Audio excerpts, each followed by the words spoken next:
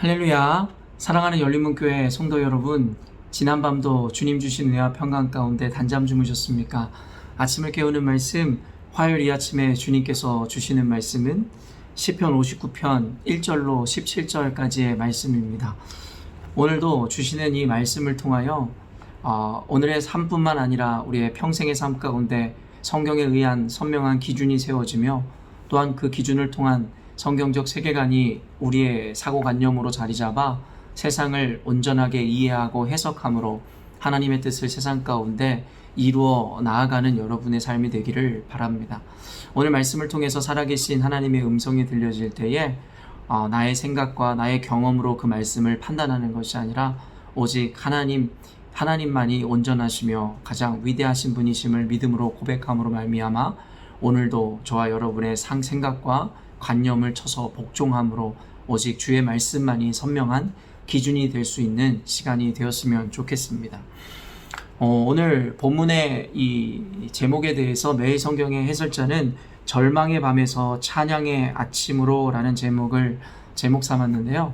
제목에서 풍기는 어떤 뉘앙스와 같이 결국에는 다윗, 오늘 이 시편의 기자는 다윗인데 다윗은 절망적인 어떠한 밤을 마주하게 되었고 그리고 그 절망적인 밤이라는 것은 말 그대로 굉장히 어둡고 힘들고 어려운 순간들을 그가 맞이하고 있음을 분명하게 보여주는 표현인 것 같습니다. 사실은 놀라울 것도 없는 것이 우리가 잘 알듯이 다윗은 시편의 곳곳에 대부분 다 고난과 어려움과 역경의 시간들을 보내었음을 우리는 잘 알고 있습니다.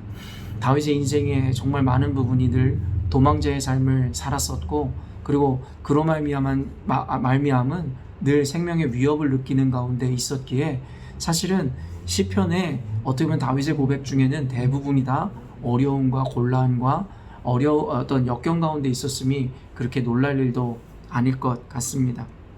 하지만 저는 시편을 읽으면서 그러한 배경이 있기 때문에 더욱더 놀라운 고백이지 않을까라는 생각을 해보게 됩니다.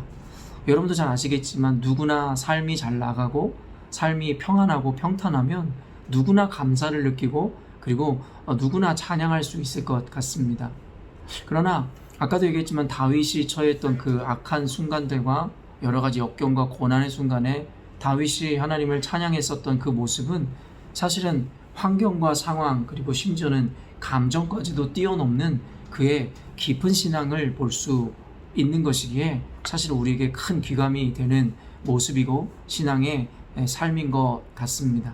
그렇기 때문에 다윗의 그러한 태도와 그리고 그러한 환경 가운데서도 하나님을 노래했었던 그 다윗의 모습을 통하여 오늘을 살아가는 우리들도 삶 가운데 어떠한 고난과 역경 심지어는 어떠한 감정을 느끼는 것과 관계없이 아까도 이야기한 늘 말씀의 기준 앞에 하나님은 항상 옳으신 분이시고 하나님은 항상 답이신 분이시기에 비록 내가 지금 당하고 처해 있는 환경이 이해가 되지 않는다 할지라도 하나님 앞에 주를 믿는 믿음으로 그 상황 자체를 감사로 받아내야 할 것입니다.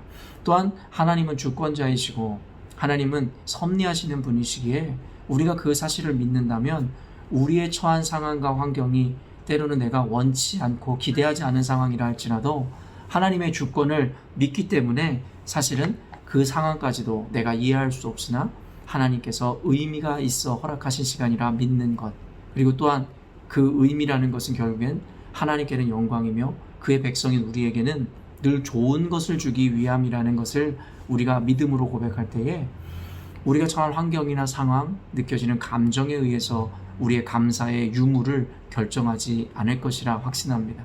그러므로 이런 다윗의 고백을 통해 우리는 늘 하나님 앞에서 온전한 믿음을 고백할 수 있어야 하며 느껴지는 감정이나 그리고 환경을 뛰어넘는 신앙으로 주님 앞에 나아가야 함을 보여주는 것일 것입니다. 오늘 그 매일 성경을 가지고 계신 분은 오늘 본문에 대한 이 해석에 대하여 보면은 다윗의 믹담시 그리고 이 믹담시라는 것이 어떤 것인지에 대해 제가 주일날도 여러분에게 설명해 드렸던 기억이 나는데요. 설명을 보면 사울이 사람을 보내어 다윗을 죽이려고 그 집을 지킨 때에 바로 이 시편의 오늘의 본문의 이 배경과 상황을 이렇게 분명하게 가르쳐주고 있습니다. 말 그대로 사울을 통해서 사울은 다윗을 죽이려 했다라는 것을 우리는 너무나 잘 알고 있죠.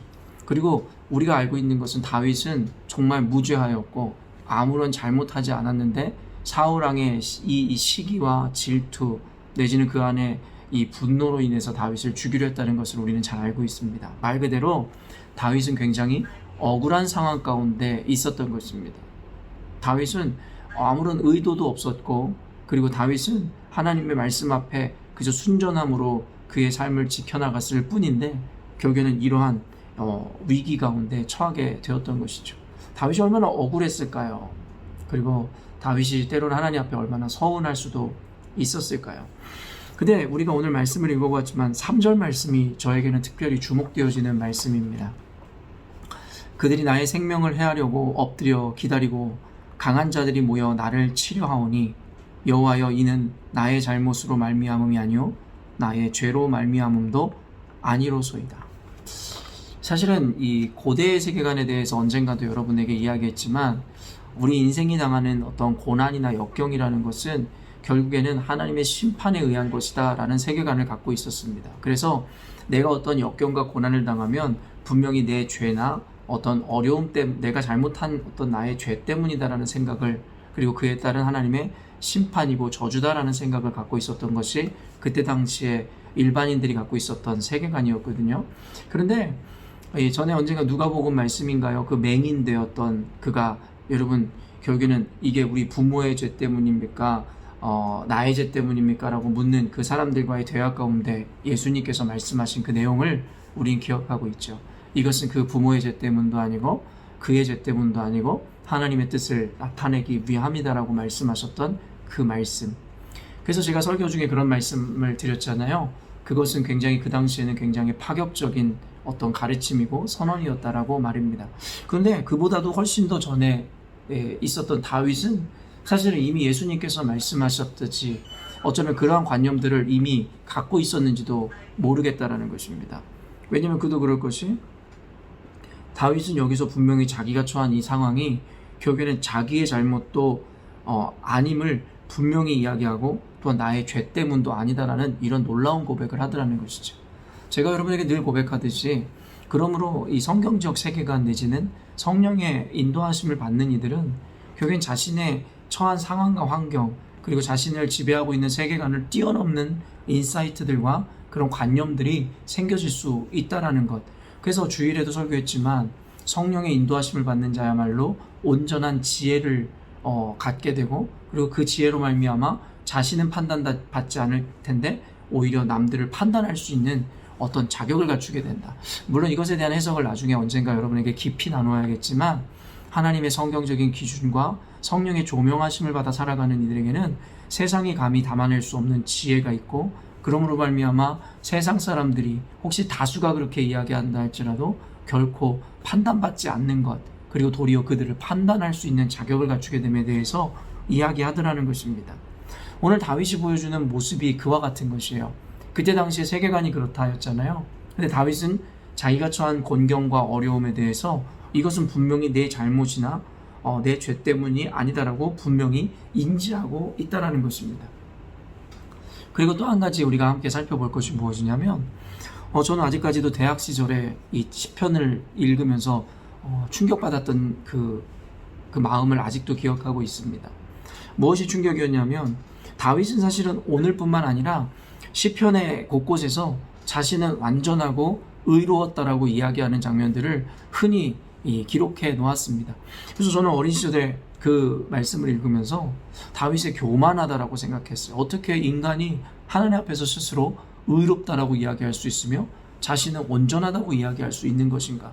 다윗이 아무리 위대한 왕이었고 하나님의 기쁨이었던 사람이지만 그렇다고 해서 자기가 어떻게 하나님 앞에서 감히 의로우며 자신은 아무런 잘못이 없다라고 이야기할 수 있을까? 저는 그 성경을 읽으면서도 그 내용이 도무지 이해가 되지 않았습니다. 오늘 말씀도 마찬가지 아닙니까? 결국에는 자신이 처한 어려움 앞에 나는 잘못이 없으며 나는 죄가 없다라고 분명하게 이야기하는 이 다윗의 모습을 통해 사실은 저는 그때 당시에 굉장히 충격받았던 마음을 아직 다시 한번 또 기억하게 되는 순간이었습니다.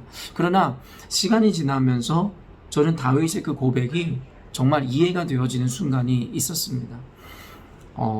이 이야기는 결코 자기가 죄가 없거나 단순히 완전하고 완벽한 사람이라는 것을 고백하는 이야기가 아닌 것입니다. 물론 이 이후에 일어나는 일이기는 하지만 다윗이 밧세바를 취하거나 그 이후에 행동했었던 일들을 통해 다윗 스스로도 자기가 얼마나 연약한 자인지를 알았을 것입니다. 그 이전에 그의 인생을 볼 때 다윗 자신이 그렇게 완벽한 사람이 아니었음을 자기도 알았을 거라는 것이죠.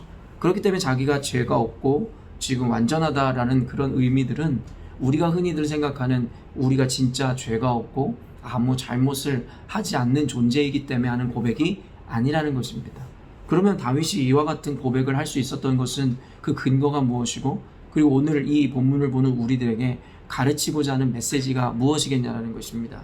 바로 다윗은 그는 연약하지만 부족하지만 그의 마음의 심중의 의도를 분명히 알고 있었다라는 것입니다. 제가 주일 설교에도 여러분에게 말씀드렸지만 10길 물속은 알아도 한 길 사람 속은 모른다라는 이야기를 하였습니다. 그러면서 고린도전서 말씀에도 뭐라고 이야기합니까? 사람의 그 속에 있는 것을 누가 알까? 오직 그 사람만이 알 수 있으며, 또한 하나님의 뜻을 아는 것은 당연하게 그러므로 하나님의 영만이 알 수 있다라는 당연한 이 논리를 이 고린도전서에서 바울은 이야기했었던 것이죠. 말 그대로 여러분 어떻습니까? 자기 속은 자기가 안다라는 것입니다. 다윗이 여기서 자기의 죄도 아니고 잘못이 아니다라고 당당하게 이야기할 수 있었던 것은 자신 인간 존재 자체에 악함이 없는 자라고 이야기하는 것이 아니라 자기 안의 마음의 의도의 순수함에 대해서 이야기하고 있더라는 것입니다.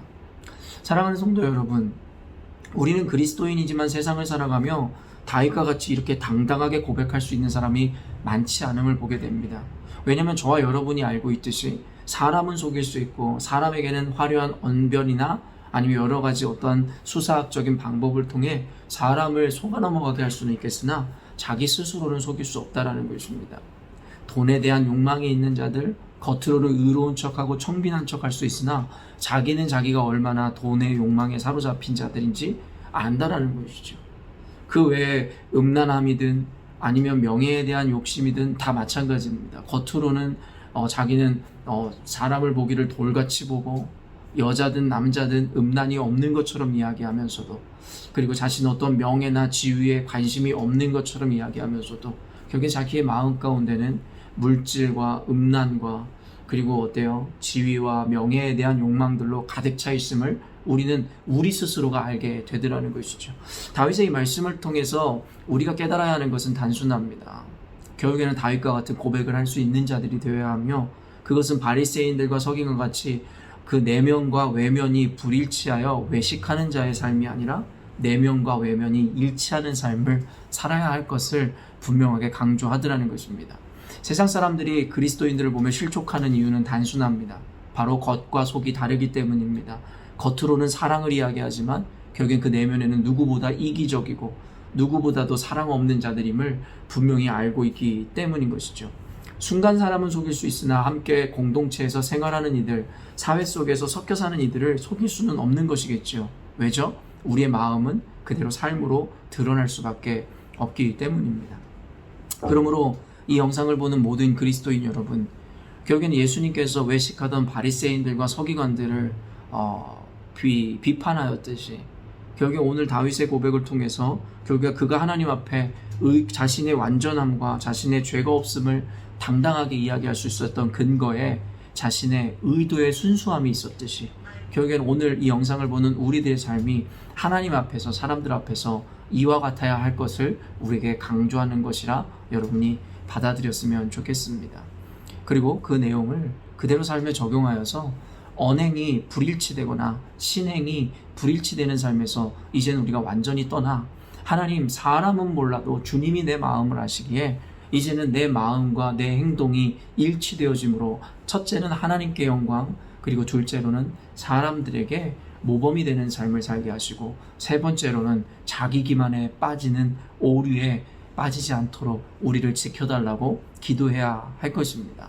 사랑하는 성도 여러분, 오늘도 저도 마찬가지겠지만 이 다윗이 스스로가 완전하고 죄가 없음을 분명하게 선언할 수 있는 이 당당함 앞에 저도 목회를 하거나 제 인생을 살아갈 때에 제 내면을 더욱더 투명하고 그리고 더욱더 선명하게 내가 인식하고 사람들에게 나타내는 목회자가 되야겠다라는 적용을 해보았습니다.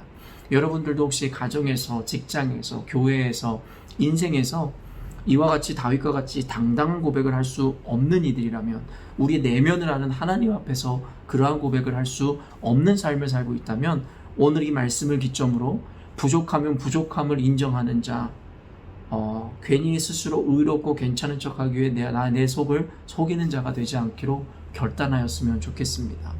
사람은 외면을 보지만 하나님은 우리의 중심을 보신다라는 것 잊지 않으셨으면 좋겠고, 오늘 이 말씀을 본 여러분들 모두가 다윗과 같이 당당히 주님 앞에서 스스로가 완전하고 내 내면의 의도가 온전함을 고백할 수 있는 삶을 살아내심으로 하나님께는 영광이요 사람들에게는 모범적인 인생이 그리고 그리스도인이 되어주시기를 주님의 이름으로 축원합니다. 함께 기도하겠습니다. 하나님 아버지 감사합니다. 오늘도 귀한 우리 성도님들 아침을 깨우는 말씀을 통하여 하나님의 말씀을 배우고 하나님의 음성을 들은 줄로 믿습니다. 다윗의 이 고백, 당찬 고백을 통해 다윗 스스로가 죄 없는 완전한 인간임을 고백하는 것이 아니라 그 안에 내면의 순전함에 대해 이야기하고 있음을 함께 살펴보았습니다.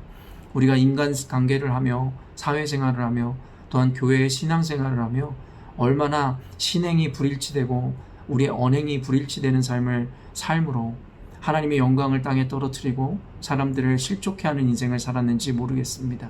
이제라도 이 다윗의 태도를 본받아 우리의 내면과 의도를 정결케 하길 원하며, 또한 겉과 속이 같은 삶을 삶으로 하나님 기뻐 받으시는 삶, 또한 세상 가운데서는 빛을 발하는 인생을 살아갈 수 있도록 우리를 오늘도 겸손하게, 또한 하나님의 말씀을 온전히 우리 안에 채우는 인생들 되게 하여 주시옵소서. 이제 더 이상 모순적인 신앙이 아니라 하나님 앞에서 이제는 늘 일치되어지고 온전한 어떤 삶과 신앙생활을 갖춤으로 하나님의 영광을 나타내는 인생 될 수 있도록 도와주시옵소서.